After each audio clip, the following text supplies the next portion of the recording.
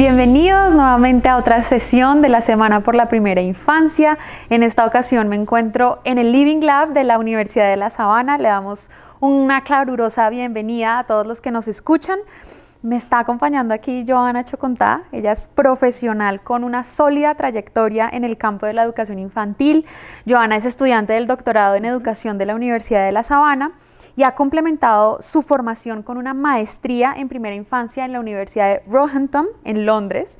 Es pedagoga infantil y también tiene estudios en la Universidad Panamericana de México. Su experiencia en la coordinación académica de la maestría en educación y también como líder de la maestría en desarrollo infantil desde el 2020 hasta ahora, la convierte en una voz fundamental para todos estos debates actuales de pedagogía y desarrollo infantil. Bienvenida, Johanna. Muchas gracias, Isabela, y a toda la audiencia. Muchas gracias.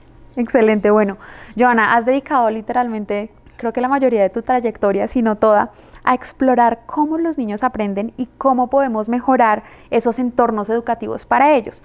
Cuéntame, en un mundo cada vez más digital, porque es una realidad, ¿cómo ves la relación entre la tecnología y la enseñanza de esas habilidades socioemocionales desde la primera infancia? Bien, esa relación en este mundo que tú bien lo mencionaste, cambiante, dinámico, exige algo que se reconocen como habilidades del siglo XXI, donde es necesaria tener una comunicación efectiva, unas habilidades socioemocionales, tener una posibilidad de trabajar en equipo y pues todo ello justamente en unas habilidades también STEM, que para ello cabe mencionar que son todas esas habilidades donde las ciencias se integran de ciencia, tecnología, ingeniería, artes y matemáticas, justamente para generar respuestas innovadoras y solucionar esas necesidades en un entorno práctico. Entonces no solamente lo que se aprende, sino lo que se va aprendiendo en ese entorno y se va aplicando al mismo tiempo.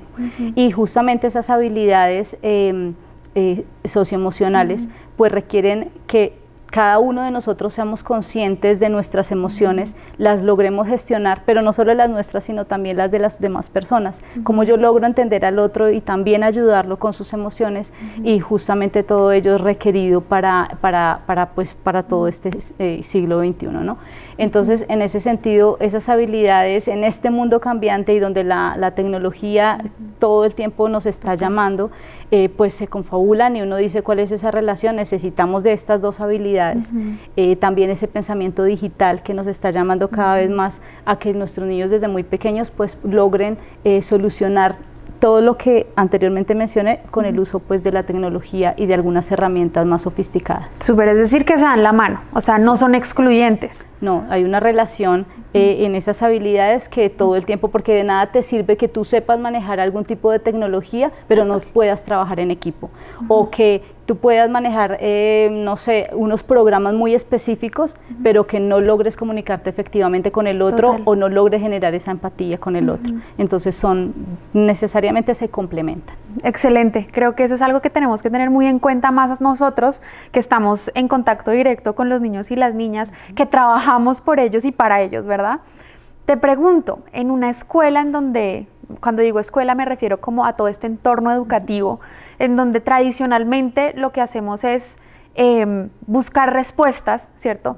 ¿Cómo podemos pasar de una escuela que da respuestas a una escuela que valora la pregunta y partir de ahí? Sí, esa pregunta es bien interesante porque venimos acostumbrados y acostumbrándonos y nuestras generaciones y las generaciones anteriores a que pues el profesor o el educador era el sabio, el que tenía todas las preguntas y las respuestas además. Entonces simplemente como lo que se generaba en esa interacción era que la respuesta fuera correcta o incorrecta, independientemente pues de lo que pasara allí. Entonces en esta escuela de preguntas hay muchas formas, y una de ellas es generar, por ejemplo, ese ambiente y esa posibilidad de diálogo en la cual podamos escucharnos. Hay para ello, dentro de las muchas metodologías, por ejemplo, está todo ese enfoque de filosofía para niños, en donde es bien interesante cómo esa comunidad de indagación incluso cambia la estructura y la metodología. Entonces ya no son las filas y ya no son uno detrás del otro, sino es abierto, un poco así como nosotras estamos, donde todo es en circularidad. El profesor también está alrededor de sus estudiantes en círculo, incluso en el piso, a veces sin zapatos, donde haya una comodidad en donde yo te escucho y tú me prestas atención, pero tú también me escuchas. Entonces también allí se promueven incluso las funciones ejecutivas, el control inhibitorio, tengo que esperar porque tú estás hablando y tengo que escucharte, la memoria de trabajo, o sea, allí se desprenden un montón de elementos más.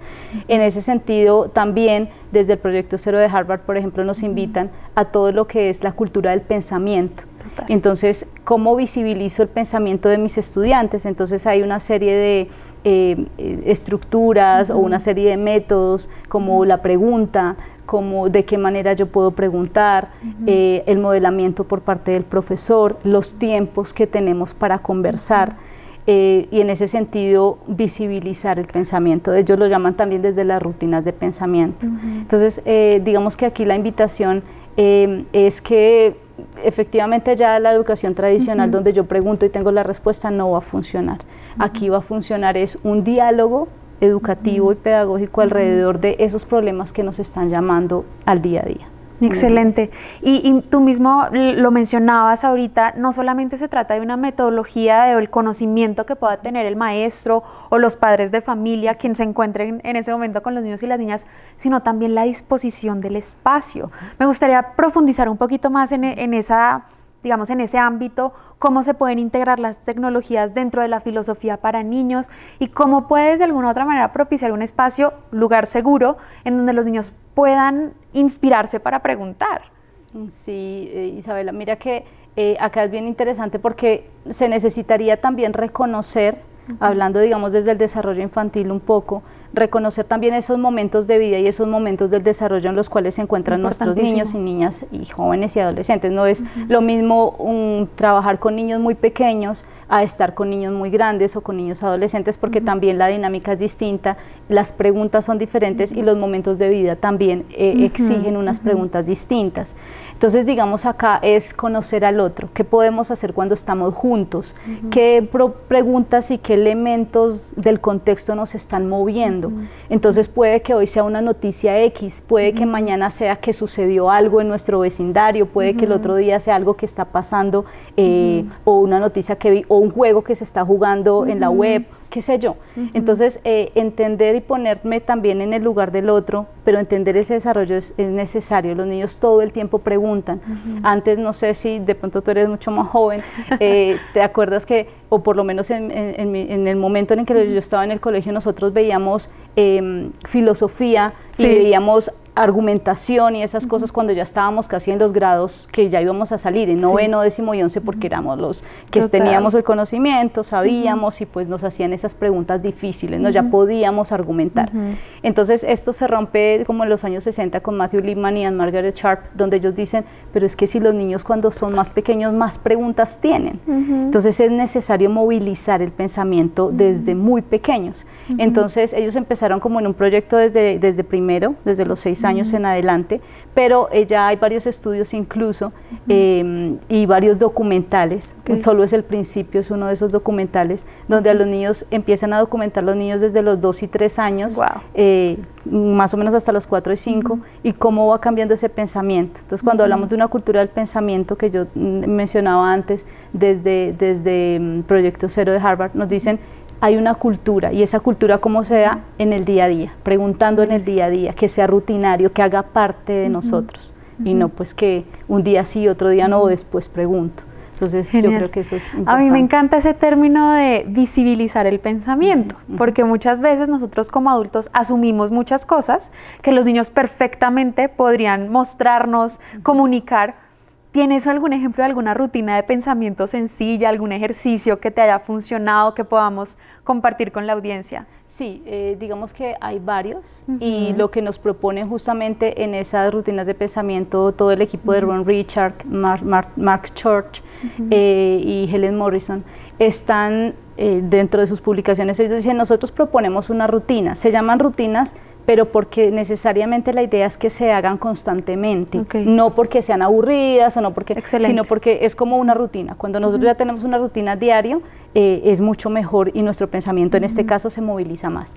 Entonces, una de ellas, ellos dicen, nosotros las proponemos, pero ustedes pueden modificarlas como quieran. Una de ellas es, por ejemplo, veo, pienso, me pregunto.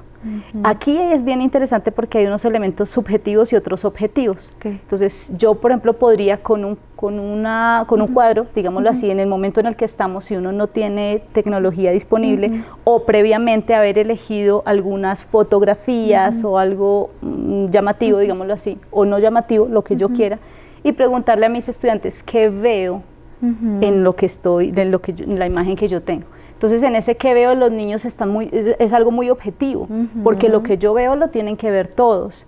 Entra descripción, adjetivos, comunicación, vocabulario. Entonces, sí, vocabulario. Y ellos empiezan, ¿qué veo? Veo, no sé, un cuadro, veo dos niños, veo... Eso es muy objetivo. ¿Qué pienso de eso que veo? Puede que todos estemos viendo exactamente la misma imagen, pero el pensamiento de cada uno se moviliza distinto. Total. ¿Qué me pregunto? Ahí ya empieza a expandirse ese pensamiento. Y también ahí entra la pregunta, ¿cómo pregunto? ¿Cuáles serían esas palabras que me invitan a mí a la pregunta, a la entonación y demás? Todo esto es interesante porque no hay respuestas correctas o incorrectas en este ejercicio.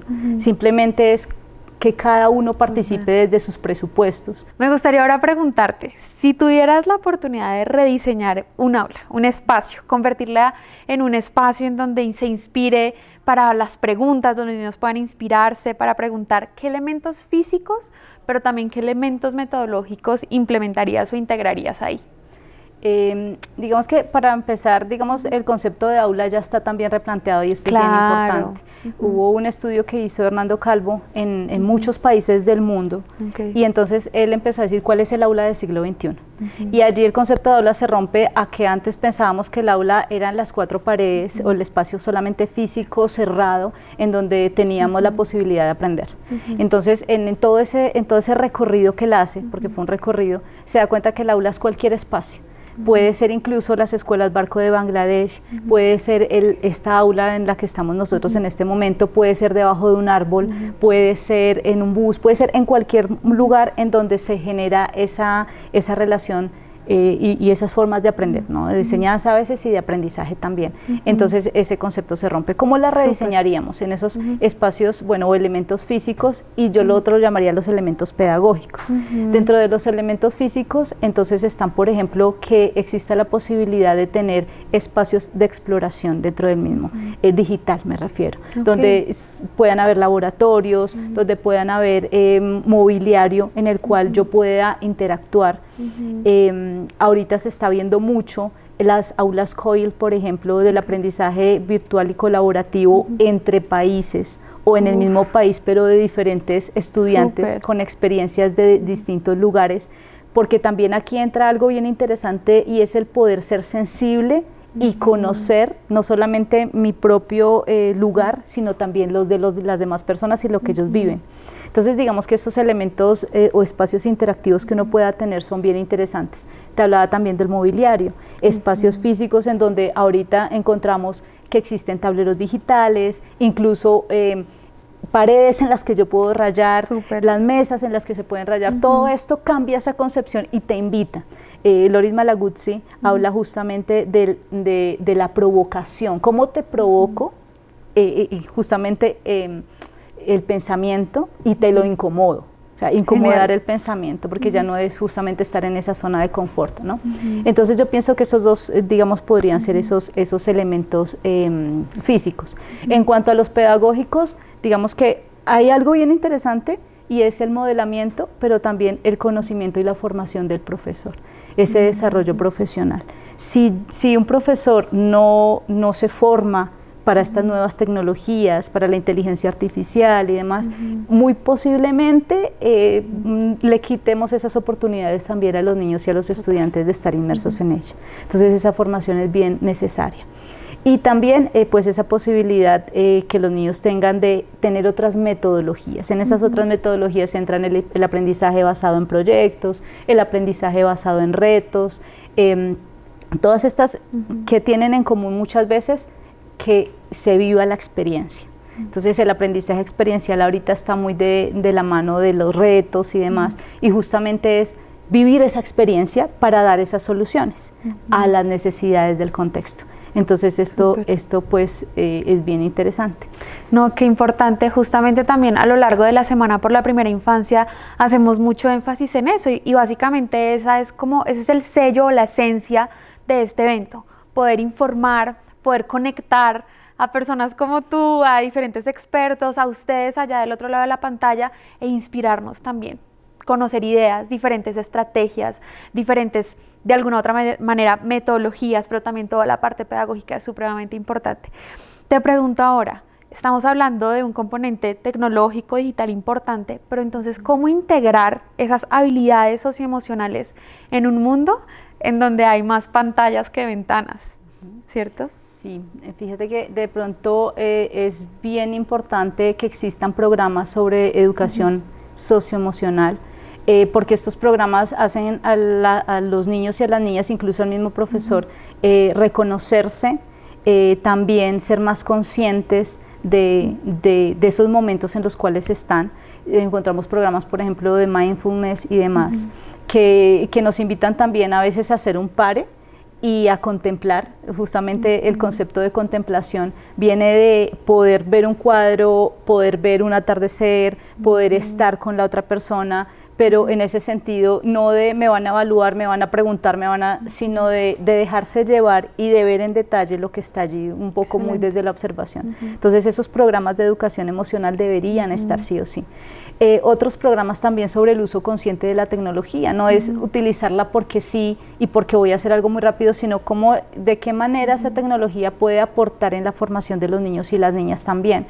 Hay programas aquí, por ejemplo, como el enfoque mosaico que trabajaron el profesor Moss y Clark en Inglaterra, donde ellos ponían a los niños con distintos dispositivos, llámese una cámara, llámese un iPad, este proyecto fue mucho antes también de que estuvieran otros dispositivos, pero digámoslo en este momento se podría utilizar así, y ponían a los niños a que estuvieran tranquilamente haciendo un recorrido de su colegio, de su institución, y ellos empezaban a tomar fotos de lo que les llamaba la atención, de lo que no y demás, y después empezaron a hacer una documentación pedagógica, y se dieron cuenta que era lo que los niños observaban, que les gustaba, pero no ellos aparte, sino con los niños en esa documentación, que te llamó la atención, porque tomaste esa foto acá, uy, yo no me había dado cuenta que teníamos esta flor en este colegio, que teníamos este árbol. Entonces digamos que la tecnología también nos puede ayudar a nosotros a ser mucho más también conscientes, hablando de esa conciencia, del lugar en el que yo estoy, en el cual yo habito. Genial. Entonces eso es digamos que otro elemento. Y también existen otras formas, y es justamente la posibilidad de la educación basada en el lugar, el place-based education que se conoce. Entonces, digamos que dentro de todo este gran marco están, por ejemplo, las escuelas bosque o las escuelas al aire libre. Digamos que hayan elementos tecnológicos, sí, en las escuelas y demás, porque esa es la posibilidad también de entrar en estas habilidades del siglo XXI, pero también la posibilidad de encontrarme conmigo mismo en otros escenarios, en otros ambientes. ¿Qué te da la educación basada en el lugar?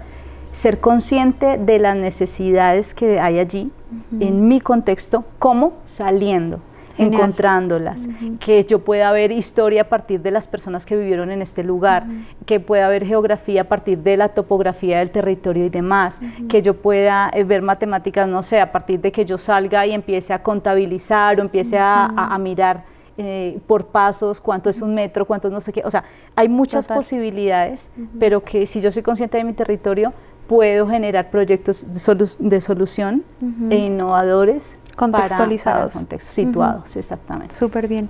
No, y me parece excelente que podamos dar estos ejemplos palpables y que las personas que nos escuchan puedan realmente decir, bueno, es que realmente es posible. No es necesario tener la súper, hiper, mega tecnología o rebuscar un montón de materiales, recursos, sino trabajar con lo que tenemos. Mencionabas ahorita la importancia de los programas de educación socioemocional. ¿Cómo podríamos utilizar entonces la inteligencia emocional para preparar o equipar a los niños y a las niñas frente a un mundo que está en constante cambio por la tecnología? Sí, en este sentido sí es necesario, digamos, volver al origen, como muchos mencionan, y es conocerse también a sí mismo, que los niños sean conscientes que sus habilidades muchas veces son distintas a las de sus compañeros, o sea que no hay un modelo X al cual todos pretenden seguir y demás. Ser consciente de eso también ayudaría a que los niños, si utilizan las redes sociales o si hay un uso de estas, pues ellos también sean más conscientes de cómo son ellos y que son distintos también a las demás personas. Identidad. Exactamente, y autorregulación también. Hay programas, como yo te decía, en Mindfulness, donde se reduce el estrés, porque yo puedo ser también, a partir de la respiración, saber en dónde estoy y cómo tomar decisiones conscientes y muy, digámoslo así, para lo que yo quiero resolver. En este mundo cambiante, volvemos, digamos, a la primera pregunta, y esas habilidades del siglo XXI que también requiere justamente no solo habilidades cognitivas, sino también habilidades blandas, entre comillas, porque son muy fuertes. Genial esa aclaración. Sí, necesitamos lo que te mencionaba al inicio. Proyectos, propuestas situadas de trabajo en equipo, de colaboración. Aquí hay algo bien interesante que eso también se debería tener en cuenta, y son esos proyectos interdisciplinarios, no que seamos islas en el colegio, entonces fragmentados, sino cómo puedo, a partir de una problemática puntual y específica, generar proyectos en común e interdisciplinares que me permitan, también con el uso de la tecnología, solucionarlos, pero vivirlos en esa experiencia. Totalmente. Y me haces también como preguntarme, y creo que varios de los que nos escuchan, ¿cómo dirías tú, en un mundo donde la tecnología puede responder, es que es casi cualquier cosa, casi cualquier pregunta, cómo podemos enseñarle a los niños o inspirarlos para buscar más allá de lo obvio, para cuestionar también la información que reciben, ese pensamiento crítico? Digamos que en ese sentido, escuchar mucho los cuestionamientos y los intereses que surgen en los niños y en las niñas. Por eso, incluso el currículo en la educación tiene que ser muy cambiante y muy dinámico. No nos podemos quedar en los mismos, en ese círculo vicioso, porque las preguntas van surgiendo de cualquier eventualidad, en cualquier momento. Entonces, ese pensamiento crítico se da en la medida en que no está el currículo plano, la pregunta que tiene que ser, sino que los motiva. No, digamos, preguntarles puede ser una opción, pero también la observación. El observar a los estudiantes, a los niños en diferentes momentos del día, por ejemplo, en el patio de recreo, en el salón, cuando ellos están jugando, cuando están interactuando. El ser sensible y tener una escucha activa ayuda a que yo como maestro o como educador pueda decir, bueno, ¿qué los motiva? ¿Cuál puede ser mi próximo proyecto con ellos? Porque, o si no, nos vamos a quedar pensando lo mismo en los momentos del desarrollo en los cuales están, que aprenden igual y que todos son iguales. Sí, no, de acuerdo. Mira que tú mencionas también unos momentos específicos en donde los niños y las niñas descansan, tienen ratos libres, recreos, si estamos en un contexto más escolar. ¿Cómo se pueden utilizar esos espacios para que también ahí haya un aprendizaje socioemocional en un contexto que es obviamente pues digital y altamente como tecnificado, no sé si se podría decir de alguna manera así? O sea, ¿cómo podemos también aprovechar esos espacios? Hay un autor argentino, Carlos Escliar, que él menciona lo que podemos hacer cuando estamos juntos, el estar juntos. Cuando estamos juntos se pueden ocurrir diferentes tipos de experiencias. Digamos que esta es una diferencia también entre el planear una actividad y el planear una experiencia. Totalmente de acuerdo. Porque cuando tú planeas una actividad necesitas tener un inicio, un objetivo y un fin. Todos tienen que llegar allá. No digo que eso no se tenga en cuenta, pero que esa no sea la única forma. Cuando uno piensa en una experiencia, podemos estar en el mismo lugar, pero cada quien vivirlo a su manera. Entonces eso también aporta a que cómo lo vivieron, cómo están, de qué forma. Muchas veces el currículo se centra en ¿qué aprendieron? A, B, C. Cuando nosotros hablamos de un nuevo currículo, de la posibilidad de dinamizarlo, es que también hayan preguntas de cómo te sentiste, qué te impactó más, qué te gustó más hacia la persona y no tanto a lo que aprendió, aunque esto también son aprendizajes. Importante. Entonces aquí hay una invitación interesante también desde la evaluación figuro-analógica. Esto lo trabaja muy fuertemente Irene de Piu y también Angélica Sátiro, en el sentido de empecemos a reevaluar y a pensar también esa evaluación, pero desde las metáforas, desde si, por ejemplo, hay algunos ejercicios y si tuviéramos una experiencia X que ya la vivimos y al final quiero retomar, por ejemplo, si tuvieras que decir desde qué tan llenas te llevas las manos, ¿cómo lo harías? Por ejemplo, en esta semana por la primera infancia, al finalizar, cuando las personas que nos están viendo, ¿cómo se van? Con las manos vacías, medio llenas o llenas. La respuesta puede ser distinta para cualquier persona que esté allí y no hay una respuesta correcta e incorrecta. Entonces puede ser vacía porque X cosa, medio llena por X cosa o muy llena por lo que haya vivido también acá en esta experiencia. Entonces es bien interesante porque también te cuestiona a ti desde lo subjetivo, pero tiene mucha relación con este conocimiento.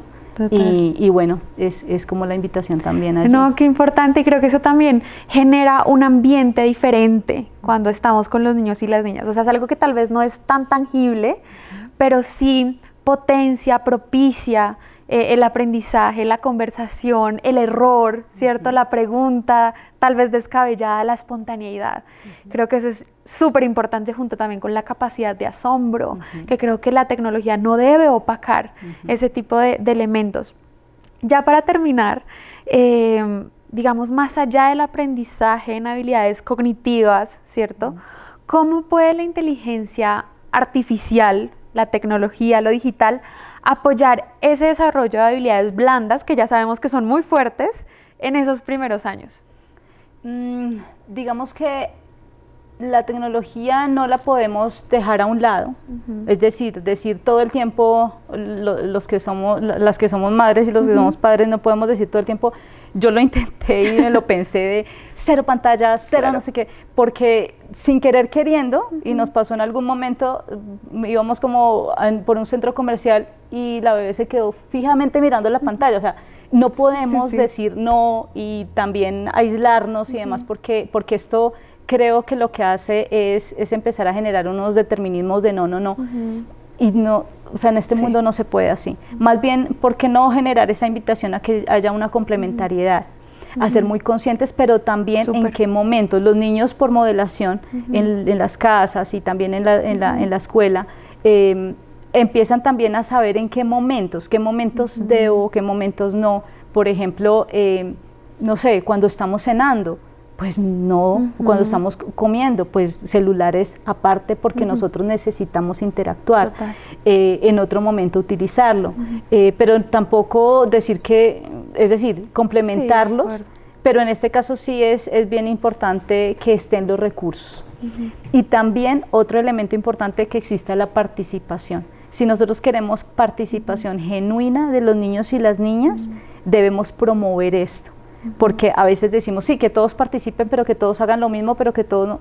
Sí, de acuerdo. Si yo participo, pues tengo que generar unas dinámicas y unas movilizaciones distintas en mi aula de clase, que esté evidentemente la tecnología, que esté situado y que esté en contexto.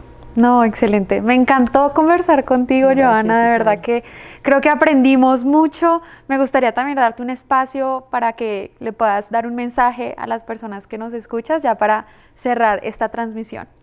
Bueno, pues este mundo que está cambiante y que es muy dinámico nos está exigiendo a nosotros como adultos repensarnos de verdad cuál es ese estar en este lugar y de qué maneras podemos empezar a co-construir con el otro esas posibilidades que nos ofrece la tecnología, justamente para trabajar y para construir pues un mundo muchísimo mejor del que ya tenemos. Entonces pues la invitación está sobre la mesa, hay mucho por hacer, hay muchas posibilidades, pero pues no desconocer que estamos o que tenemos que trabajar de la mano con los niños, las niñas, y con justamente no solo las escuelas, las universidades, las comunidades, las empresas. Total. Entonces digamos, eso es una invitación para estar muy de la mano y pues seguir pues trabajando justamente por eso que nos motiva muchísimo. Excelente.